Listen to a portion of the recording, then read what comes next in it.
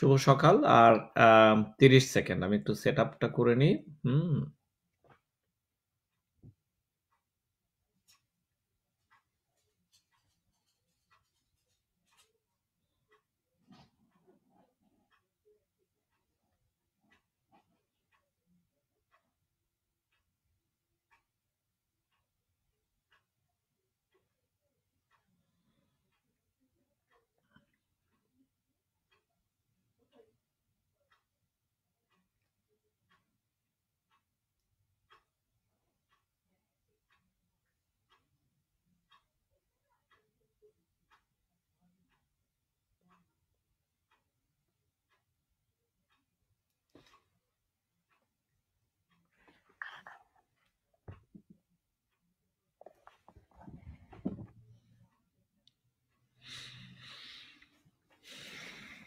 শুভ সকাল। প্রিয় দর্শকবৃন্দ, কেমন আছেন? আজকে রবিবার সকাল। কিছুটা স্লো দিন অবশ্যই। আমি দেখছি আমার কিছু পরিচিত মানুষ এসে গিয়েছেন। আপনারা ইউটিউব থেকে যারা আছেন তারা শুনতে পারছেন কি? আশা করছি শুনতে পারছেন। আজকের বিষয়টির হেডলাইন হচ্ছে করোনা, যা লক্ষণহীন মানুষদের কি টেস্ট করানো উচিত কিনা সেইটি। এটি আমি সাধারণভাবে বাংলাদেশের জন্য রাখি সকালের সেশনটি। সাবজেক্ট চুজ করা হয় কিছুটা সেই রকম। তো যেহেতু এখন বাংলাদেশে টেস্টিং কিট বেশ এসে যাচ্ছে এবং সাথে অনেক মানুষ লক্ষণহীন ঘোরাফেরা করছেন, তাদের সবারই কি এখন টেস্ট করা উচিত কিনা সেইটি নিয়ে কিছুটা কথা বলবো। আর আমাদের ডাক্তার নার্স যারা আছেন তাদের কিছুটা কষ্ট নিয়েও আজকে কথা বলবো। তাদের জীবন সম্পর্কে কথা বলবো। তো আজকে রবিবার যেহেতু আমাদের প্ল্যানগুলো একটু স্লো, তো শত শত কল আমার কাছে আসতে শুরু করেছে বিভিন্ন মানুষের বিভিন্ন স্টেট থেকে। এরপর দুটি হোম ভিজিটে যাওয়ার কথা রয়েছে আমার। আজকে অনেকদিন পর একটু অবসর হয়তো পাবো কিছুক্ষণের জন্য। যাই হোক, এখন এই মুহূর্তে বাংলাদেশের কনটেক্সট তো আপনারা জানেনই, সংখ্যাটি দিনে দিনে বাড়ছে, সেটি এমনই তো হবার কথা ছিল। এটি ব্যবস্থাপনার উপরই নির্ভর করে। তারপরও আমরা এখনো কিন্তু ঘরে নেহার ভাই ধন্যবাদ। আমরা এখনো কিন্তু ঘরে ঢুকিনি। বাংলাদেশের মানুষগুলোকে বলছি, আমরা এখনো লক্ষ লক্ষ মানুষ একসাথে হতে পারি একটি কথায়, একটি আঙ্গুলের ইশারায়, চোখের ইশারায়। কিন্তু আবার একটি গুজবেও ঢাকা চলে আসতে পারি লক্ষ লক্ষ মানুষ। এই সমস্ত ব্যাপারগুলো ঢাকা বা বাংলাদেশের জন্য কিছুটা হৃদয় বিদায়ক। এরপর আবার ফার্মাসিউটিক্যাল কোম্পানিগুলোতে কিন্তু সমানে কাজ চলছে ইমার্জেন্সি সার্ভিস হিসেবে, কিন্তু সেখানেও দূরত্ব কতটুকু বজায় থাকে সেটি দেখার বিষয়। তারপর গার্মেন্টস কারখানাগুলো অনেকগুলোতে এখন মাস্ক তৈরিতে ব্যস্ত আছে, তো তাদেরও এই দূরত্ববোধটু রাখা উচিত। তো প্রতিদিন যে সংখ্যাগুলো আপনারা দেখছেন, এই সংখ্যাগুলো পেছনে না দৌড়ে চলুন নিজেরা নিজেদেরকে একটু সামাল দিয়ে নিই, তাহলে কিন্তু আমাদের কষ্টগুলো কম হবে। এখন আসুন, একটি ডাক্তার, আমি যেহেতু পেশায় একজন চিকিৎসক বাংলাদেশি, আমি তাদের জীবন সম্পর্কে একটু বলি। ধরুন আমি বন্ধুর কথাই বলি। একজন বন্ধু, আমার বয়স 50 ছুঁই ছুঁই করছে, তা আমার একটি বন্ধু, ধরুন আমরা আমাদের পড়াশোনা শুরু করেছি, ডাক্তার হব সেই ব্রত নিয়ে। সে তার বয়স যখন 20 তখন থেকেই সে স্বপ্ন দেখছে, মেডিকেল কলেজে পড়েছে, প্রচন্ড খাটুনি, পড়াশোনা, কষ্ট, তারপর রেসিডেন্সি মানে ট্রেনিং, ইন্টার্নশিপ, তারপর ঢাকায় যে পোস্ট গ্রাজুয়েশনের জন্য বসে থাকা। এরকম আমাদের মধ্যেই অনেক বন্ধু আছে যারা এখনো পোস্ট গ্রাজুয়েশনে আসায় ঢাকায় স্যান্ডেল পরে ঘুরছে। তো এর মধ্যে তাদেরকে করোনা, এই কোভিড-19 এর জন্য তাদেরকে সার্ভিস দিতে হচ্ছে। তো দেখুন, 50 বছর বয়স হয়ে গেল, এখনো আমরা সেইভাবে ইনকাম করাই শুরু করিনি। শান্তি অশান্তি পাবার ব্যাপারটি আরো পরে।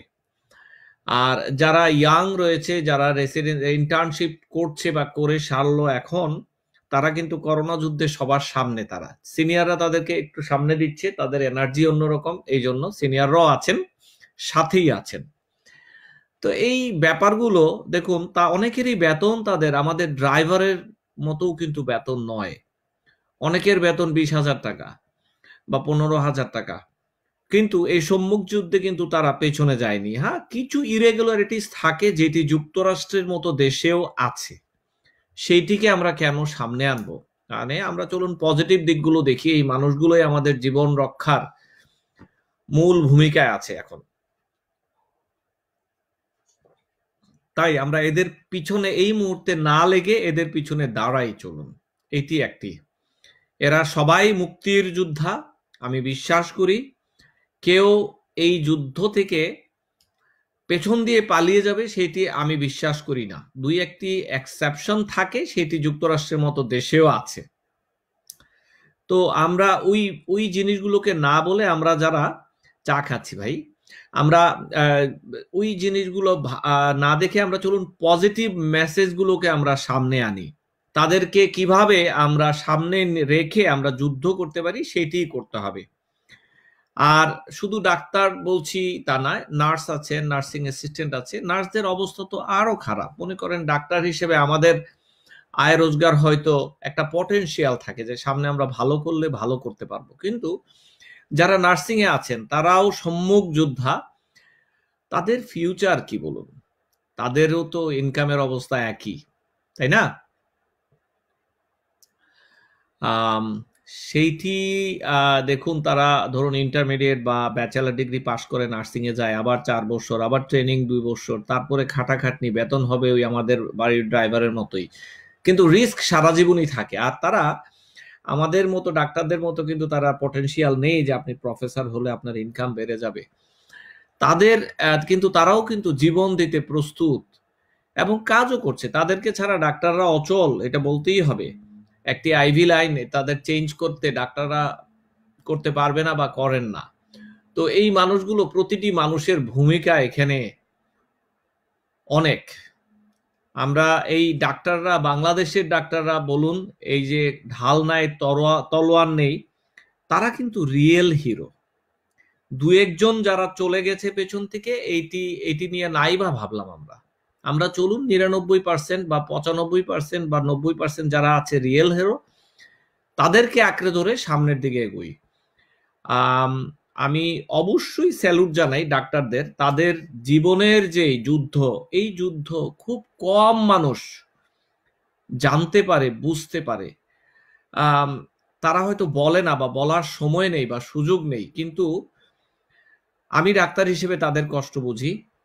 এরপর ধরুন যারা প্রতিষ্ঠিত, তারাও কি শান্তিতে থাকে? সাধারণভাবে তারাও কিন্তু শান্তিতে থাকে না। তারাও এই দৌড়ের মধ্যে থামা যায় না। এটি এমন একটি দৌড় যখন মানুষ বা রুগীর টানে থামা যায় না। এটি নয়, এটি সত্যি রুগীর ভালোবাসা। একটি স্মাইল পেতে, একটি হাসি অর্জন করতে আমরা বহুদূর যাই। বেশিরভাগ ডাক্তারই আমি জানি আমি যেভাবে বলছি ঠিক সেইভাবেই করেন। আমরা হয়তো একটু ওইভাবে দেখি না, কিন্তু আছেন তারা আপনাদের পাশেই। আচ্ছা, যাই হোক, আজকের একটি যে মেইন বিষয় সেটি হচ্ছে আপনার লক্ষণ নেই, আপনি কি টেস্ট করাবেন কিনা। অনেকে মনে করুন, আপনি যদি আইইডিসিআর এর সাথে পরিচয় থাকে বা টেস্টিং সেন্টারে কারোর সাথে পরিচয় থাকে, আপনি বাসায় বসে আছেন, আপনি প্রভাবশালী মানুষ, আপনি চাইলেই একটি টেস্ট কিন্তু পেছনের দরজা দিয়ে করাতে পারেন। ঠিক আমরাও পারি, যুক্তরাষ্ট্রে ঠিক একইভাবে। এটি বাংলাদেশের দোষ নয়, এটি সব জায়গায় প্রভাবের দোষ। তো আজকে আমার কাশিটা কম, কারণ কালকে রাতে আমি ফাইনালি খাওয়া শুরু করেছি। বেয়াদব রুগী আমি। তো যা বলছিলাম, এই টেস্টিংটা কি আমরা করাবো কিনা, প্রভাব থাকলে বা অ্যাক্সেস থাকলে আমরা করাবো কিনা, সেইটি হচ্ছে প্রশ্ন। তো যা বলছিলাম, এটি ঠিক নয়। প্রথম কথা হচ্ছে, টেস্টিং কিট এই মুহূর্তে অভাব আছে সারা দুনিয়া। বোঝাতে পারলাম? অভাব এই মুহূর্তে সারা দুনিয়াতেই আছে। তাই যাদের লক্ষণ আছে তাদেরকে আমরা প্রায়োরিটি দিই, এবং এই লক্ষণের মধ্যেও সবাই প্রায়োরিটি পাবে না। যিনি বয়স্ক, যার এই রোগ হবার সম্ভাবনা থাকলে তার মৃত্যু ঝুঁকি বেশি, অথবা যার রিস্ক আছে এটি হবার বেশি, অর্থাৎ মাঠে ঘাটে গিয়েছে, করোনা রোগীর সামনে পড়েছে, রিসেন্টলি ট্রাভেল করেছে, তাদেরকে আগে এই লক্ষণ আসা মাত্র তাদেরকে টেস্ট করানো যায়। তো এই টেস্ট করালে কি হবে?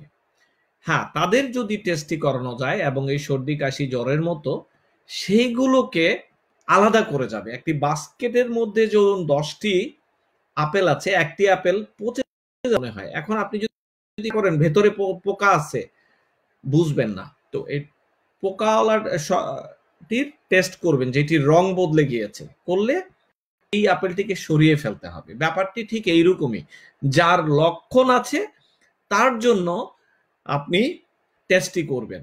এই মুহূর্তে এটি এখনকার প্ল্যান, এটি সামনের প্ল্যান হয়তো বদলাবে, কিন্তু এখনকার প্ল্যান এইটি, তাকে সরিয়ে নিয়ে তাকে কোয়ারেন্টাইন করে ফেলতে হবে। এটি 1। 2, এরপর যখন সামনে আসবে কিট, অনেক কাজে যাবার আগে বা হাই রিস্ক প্রফেশনে যারা থাকেন তাদের জন্য অন্যভাবে ব্যবস্থা করতে হবে। আপাতত এইটি। এখন আপনি মনে করুন লক্ষণ নেই, আপনি প্রভাব খাটিয়ে কোনো এক আপাকে ধরে আপনি টেস্টটি করে ফেললেন, পজিটিভ আসলো, কি করবেন এবার বলুন? আপনাদের সবাইকে আমি এই প্রশ্নটি দিচ্ছি। আপনি আপনার প্রভাব খাটিয়ে টেস্টটি করলেন এবং আপনার কোনো লক্ষণ নেই, আপনার পজিটিভ আসলো, আপনি কি করবেন? এটি একটি $1 মিলিয়ন প্রশ্ন। কিন্তু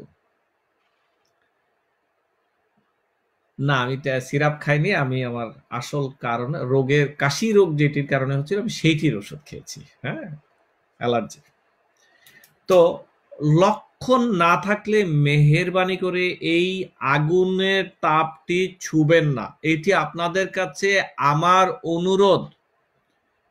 ভাই, আপনার বাসায় যদি টেস্ট কিট থাকেও, আপনার লক্ষণ না থাকলে এইটি আপনার জন্য আজকে পর্যন্ত হালাল নয়। আপনারা কি কথাটি বুঝতে পারছেন? এটি আপনার কাছে আমার অনুরোধ।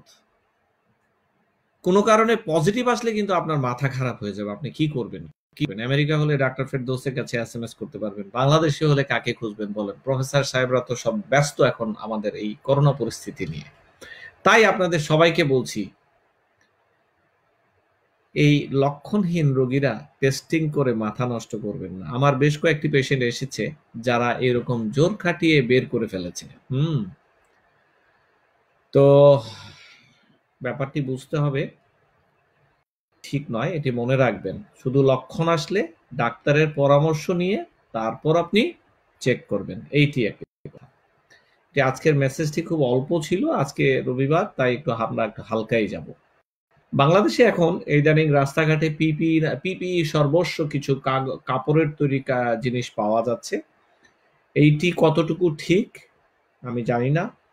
মেডিকেল গ্রেড না হলে এইটি পরলে আপনাকে প্রোটেকশন দেবে না, এটি মনে রাখতে হবে। তবে আমার অনেক ডাক্তার ভাইরা হয়তো এই ফাঁদে পা দিয়েছেন, তারা কিছু না পেয়ে এগুলো কিনছেন, যারা এফোর্ড করতে পারছেন না তাদের জন্য আমার একটু কষ্ট হচ্ছে। আমার ধারণা এই যে এত ডাক্তার ইনভলভ হয়ে গেছে, এফেক্টেড হয়ে গিয়েছে, তারা কিন্তু বিপদ ডেকে আনছেন, তাদের কোনো চয়েস নেই। তাদের কাছে হয়তো মনে হয়েছে যে নাইম আমার চেয়ে কানা ভালো। আমার মনে হয় বায়োমেডিক্যাল ইঞ্জিনিয়ার ডিপার্টমেন্টে কথা বলে তারপরে চিন্তা করুন যে কি করতে হবে। কথা যে কোনো কিছু না করাই ভালো। বাজারে কিন্তু KN95 নামে একটি মাস্ক আছে, with filter, without filter. Without filter সাধারণ মানুষ ব্যবহার করতে পারে, কিন্তু উইথ ফিল্টারটি সম্মুখ যোদ্ধা ব্যবহার করা উচিত বলে আমরা মনে করি। সেটি N95 এর সমসাময়িক, যদিও এটি চাইনিজ ভার্সন, বাট এটিতে উইথ ফিল্টার হলে বেস্ট। যা বলছিলাম, এটি একটু ব্যাপারটি দেখবেন, কাইন্ডলি খেয়াল রাখতে হবে। আমার এক বন্ধু তো রীতিমতো লিখেই ফেলেছেন, কয়দিন পর হয়তো রাস্তাঘাটে ভেন্টিলেটরও পাওয়া যেতে পারে, এটি উনি আবেগের বশে বলেছেন। পরিবারগুলো, আপনাদের পরিবারগুলো কে কি করছেন সেই দিকে খেয়াল রাখতে হবে। পরিবার সদস্যরা কোথায় আছেন সেই দিকটায় আমরা একটু নজর দিই। আমরা প্রথম দিকে নিউ ইয়র্কে আমরা পারিবারিকভাবে অতটা খেয়াল করিনি, সবাই মোটামুটি ইজি ছিলাম, আমরা বাইরে গিয়েছি। কিন্তু যখন দেখলাম যে অনেক উইকেট পড়া শুরু হয়েছে, মানুষের মৃত্যু হচ্ছে, তখন আমরা ভয়ে ভেতরে ঢুকে গিয়েছি। বাংলাদেশের মতো জায়গাতে আমি মনে করি যে মানুষগুলো এখন পরিস্থিতির দিয়ে যাচ্ছে। তো এইটি আপনারা বন্ধ করতে হবে। পারিবারিকভাবে আপনার ছেলে কোথায় আছে, মেয়ে কোথায় আছে, আগামী 1 মাস কেউ বের হতে পারবে না, এই জিনিসগুলো বুঝতে হবে। যারা গরিব মানুষ আছেন তাদের ব্যাপারে পরে বলছি, কিন্তু এখানে কোনো এক্সকিউজ চলবে না। এইটি আপনাদের জন্য একমাত্র মেসেজ। আপনি এক্সকিউজ করে আপনার পরিবারের সদস্যটিকে বাইরে পাঠিয়েছেন, কোনো অসুবিধা নেই। আর 1 সপ্তাহ পরে দেখবেন যে আপনার ঘরে এসেছে, তারপর আপনাদের সবার ধরেছে, তারপর মহা দুর্ঘটনা হয়ে যায়। তখন কিন্তু বাড়ি থেকেও আসবে না, কোয়ারেন্টাইন করে চলে যাবে সবাই। এখন কথা হচ্ছে যে যখন ম্যাসিভ আকারে হবে তখন কি হবে? একটু ভেবে দেখুন। কোনো মানুষ বাড়ির আশেপাশেও আসবে না, ডাক্তার সাহেবরাও আসবে না যদি এই অবস্থা হয়, বাড়িতে না। তো তাহলে আগে থেকেই প্রোটেকশন নেওয়া উচিত বলে আমি মনে করি।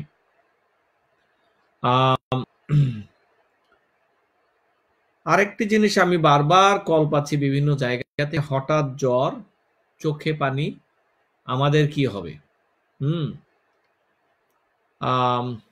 এই জিনিসগুলো যেন না হয়। শক্ত থাকতে হবে। হঠাৎ জ্বর মানেই মৃত্যু, হঠাৎ জ্বর মানেই যে করোনা হয়ে গেল তা নয়। আর হলেই কি, আপনাকে তো এটি ফেস করতেই হবে। সামনের 10টি দিন খারাপ যাবে, এটি একদম পরিষ্কারভাবে আমরাও জানি। তো আপনাদের কাছে অনুরোধ থাকবে যে হঠাৎ জ্বর, নার্ভাস হয়ে কখনো ইমার্জেন্সি, কখনো আর্জেন্ট কেয়ার, কখনো ডাক্তার খুঁজে পাচ্ছি না, নার্স পাচ্ছি না, এগুলো নয়। আপনি যদি মোটামুটি হ্যান্ডেল করতে পারেন, আপনাদের কাছে আমার অনুরোধ থাকবে যে এইটি নিয়ে একটু মোরাল শক্তি, নিজের মনের শক্তি প্রথম, তারপর চিকিৎসা পদ্ধতি। আপনি প্রথমেই যদি মোরাল শক্তি না থাকে, আপনি তো যুদ্ধে হেরে গেলেন।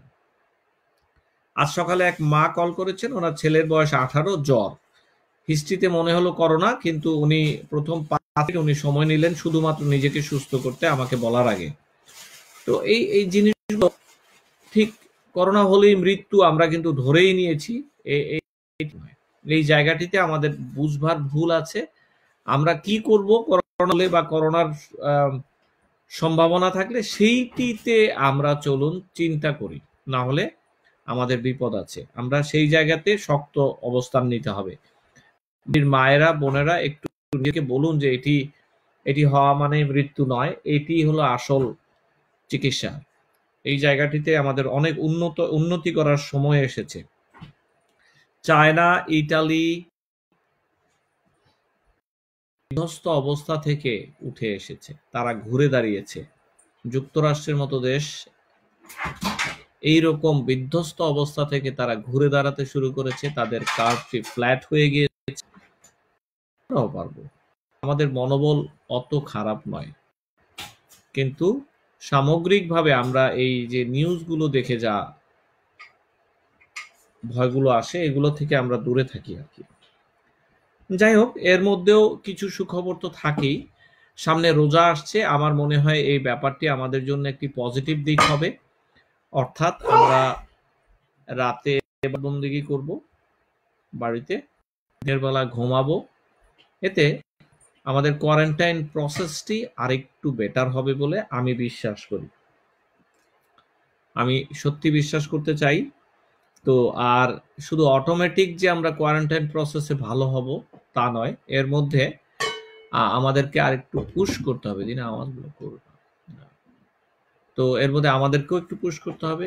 স্বাভাবিকভাবে আমরা একটু কম চলাচল করতাম, এই রোজায় না হয় আমরা আরো কম চলাচল করি কিনা। এখান থেকে অনেক আওয়াজ আসে উপর থেকে, তো এটি খেয়াল রাখতে হবে। এটি খেয়াল রাখতে হবে। সবাই যেন আরেকটু রেস্ট্রিক্টেড হই, আরেকটু এর বেশি।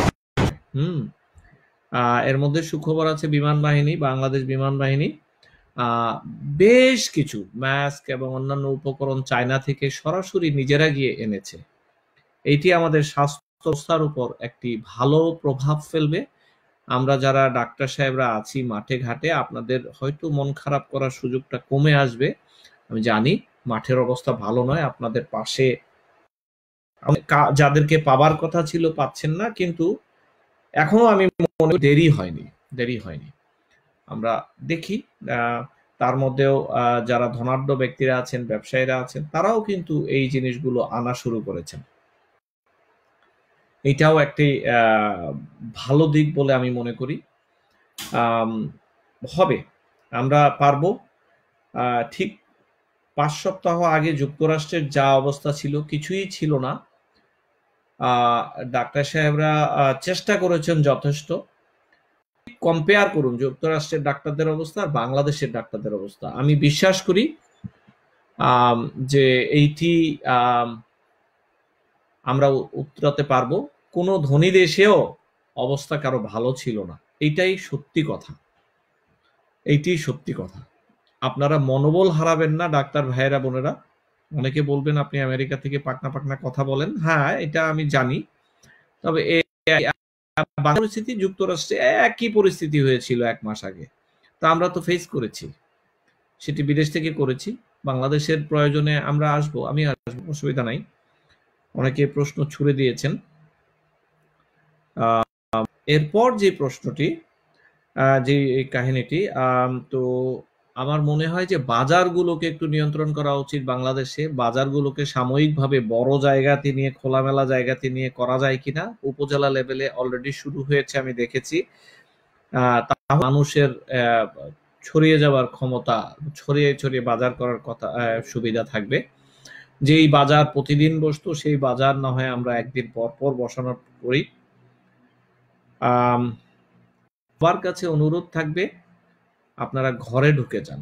একটি মেসেজ, ঘরে ঢুকে যান, ঘরে ঢুকে যান। কাল আমি এই কিছু মানুষকে কৃতজ্ঞতা না দেখালেই নয়। ছোট ভাইরা, কিছু ভাইয়েরা আমাদের কাছে টুকটাক বাংলাদেশি ডোনেশন দিয়েছেন। রনি যশোর থেকে 200 টাকা, একজন ভাই সাইদুল পাঠিয়েছে কিছু টাকা, আলাউদ্দিন পাঠিয়েছে নিকেতন থেকে, মনিরুল উত্তরা থেকে, মাসুম নিকুঞ্জ থেকে, তুহিন ধানমন্ডি থেকে। বেশ ভালোই তো, সবাই খুব রেসপন্স করছে। আমরা নিশ্চয়তা দিচ্ছি, আমরা 100% আপনাদের অনুদান জায়গা মতো পৌঁছে দিব। ধন্যবাদ এই ব্যাপারে। আমার নিজস্ব কিছু উদ্যোগ ছিল। আমি চায়না থেকে প্রায় 5000 N95 উইথ ফিল্টার আমি ব্যবস্থা করেছি। সেটি বাংলাদেশে পৌঁছবে আশা করছি আগামী সপ্তাহে। এখানে সেখানে ওখানে দেব কিনা ভাবছি, সরকারিভাবে দেওয়ার চেষ্টা বেশি আমার মনে হয়। তো যাই হোক, মনে হয় যে ধনাঢ্য ব্যক্তিদের এখানে আসা উচিত। 2টা অনুষ্ঠান একসঙ্গে চলার জন্য লেগ হতে পারে। নিহার ভাইয়ের কমেন্টটা বুঝি নেই, পরে বুঝে নিব। তো যাই হোক, আজকে এই পর্যন্তই। কিছু প্রশ্ন নিয়ে আমি শেষ করে দিই। ধনাঢ্য ব্যক্তিদের কাছে আমার অনুরোধ থাকবে, আপনারা এগিয়ে আসুন। 95 মাস্ক বা KN95 মাস্ক বা সার্জিক্যাল মাস্ক বাংলাদেশে কিভাবে অতি দ্রুত সময়ে পাঠানো যায় বা আমদানি করা যায়, সাথে আপনারা কিভাবে তৈরি করতে পারেন সেই লাইনটিও দেখতে হবে, কারণ মেশিনটি খুব বেশি এক্সপেন্সিভ নয়। পিপির ব্যাপারে বলছি, কিভাবে ডাক্তারদের জন্য পিপি বা নার্সদের জন্য পিপি বরাদ্দ করা যায় সেইটির ব্যাপারে খেয়াল রাখতে হবে, মেডিকেল গ্রেডের। আর মানুষগুলোকে বলছি, আপনারা বাড়িতে ঢুকে যান মেহেরবানি করে। আপনারা এই রোগটি সম্পর্কে সবাই জানেন এবং সবাই ধরে নিয়েছেন আপনাদের কিছু হবে না। এটি ঠিক নয়। যুক্তরাষ্ট্রের মতো শিক্ষা হবার পরে বাড়িতে ঢুকবেন, ততক্ষণে আমরা হয়তো অনেক মানুষকে হারিয়ে ফেলবো। আমরা সেটি চাই না। আমাদের প্রিয় মানুষ, প্রিয় বাংলাদেশ, আমরা সেই রকমই চাই। শুধু আসুন, কিছু প্রশ্ন নেই। আমার ফোনে যেহেতু ইউটিউব চলছে, আমরা আপাতত ইউটিউব থেকে ইউটিউববাসীদের জন্য ধন্যবাদ। আবারও বলছি, যারা ফেসবুক লাইভে আছেন, আমার ইউটিউব চ্যানেলটি খুবই পরিচিত, সেইটি ফলো করতে পারেন। সেইটিতে অনেক অনেক শত শত ভিডিও আছে। ডাক্তার বাড়ি, DACTAR, ডাক্তার বাড়ি, BARI, বাড়ি। তো সেটি আশা করছি ভালো থাকবেন, যে যেখানে আছেন সুস্থ থাকুন, ভালো থাকুন। ইউটিউববাসী, আপনাদের সাথে পরে কথা হবে। ফেসবুকের কিছু প্রশ্নের উত্তর দিচ্ছি।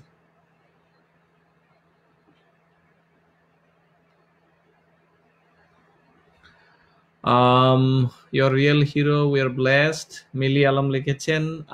না, ঠিক নয়। আমি আমার দায়িত্ব পালন করছি আমার দেশের প্রতি, ভাই। এই মুহূর্তে হিরো বলতে কেউ নাই। হিরো হচ্ছে বাংলাদেশের রিয়েল ডাক্তাররা যারা ফিল্ডে আছে। আমি তাদেরকে স্যালিউট জানাই।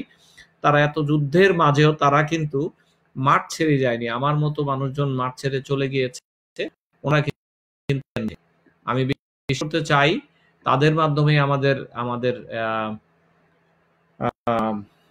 ভবিষ্যৎ নির্ভর করবে। বিধাতার উপর সবাই ভরসা রাখুন। আসুন কিছু প্রশ্নের রুমে। ভিয়েতনাম, দক্ষিণ কোরিয়া, নেপাল, ভুটান, মালদ্বীপ, উত্তর কোরিয়া, ওয়াই নট? হ্যাঁ, আমাদেরকে শক্ত হতে হবে। এই যে দেশগুলোর কথা বলছেন, এরা খুব স্ট্রিক্টলি টেকনিক্যালি পেরেছে। আমার মানুষগুলোর সহায়তা না পেলে আমরা কিন্তু পারবো না। এই জায়গাটি ভীষণ ইম্পর্টেন্ট। এই জায়গাটি আপনাদের সবার সহযোগিতা আমাদের প্রয়োজন হবে। প্লিজ আপনারা এগিয়ে আসুন। সরকার পারবে যদি আপনারা পারেন, সরকার পারবে না যদি আপনারা না পারেন। এই মুহূর্তে কোনো ভেদাভেদের জায়গা নেই। আমি সৌদি আরব বাংলাদেশে একটি ফুড কোম্পানিতে সেলসে কাজ করি, এই কারণে এখনো দোকানে ফুড সাপ্লাই করতে হয়। এখানে ভয়াবহ পরিস্থিতি, আমিও ঝুঁকিতে আছি। আমার নাকেরও ভেতর খুব চুলকাচ্ছে, অ্যালার্জি সিজন মনে হচ্ছে। বাংলাদেশে তো মানুষ ঘরে থাকছে না, এই জায়গাটিতেই ভয়। আমরা কেউ বুঝতে চাচ্ছি না। মা বোনেরা বুঝে গিয়েছেন, কিন্তু যুবারা বুঝতে পারছেন না। পিপি 120, 60